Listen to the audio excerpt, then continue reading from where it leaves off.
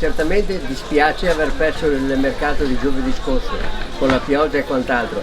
Abbiamo chiesto all'amministrazione comunale se per cortesia ci dà un recupero e questo diremo grazie, anche perché il mercato di Chioggia è il più bello mercato che c'è nel Veneto.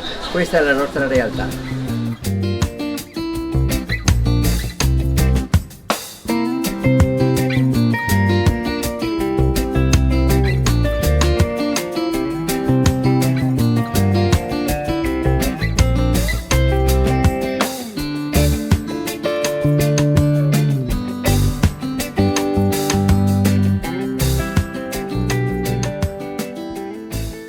Noi siamo qua per dire grazie all'amministrazione comunale perché abbiamo chiesto per giovedì, che l'abbiamo perso quello della pioggia e del vento, se c'è un recupero. Diciamo sempre grazie a questa amministrazione.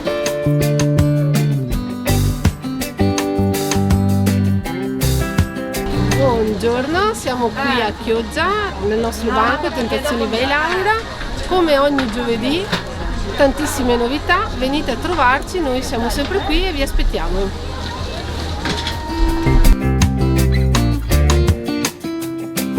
Ecco niente, io volevo solo far presente che queste tratenne, oltre ad essere inutili, creano assembramento perché la gente è costretta a passare di lato e quindi a mettersi vicini. Se è possibile anche far vedere, perché non hanno nessuna utilità, perché non c'è un percorso da fare, la gente comunque va dove deve andare, però se c'è l'ampiezza rimangono staccati, altrimenti sono costretti a rimanere uniti. Tutto qua.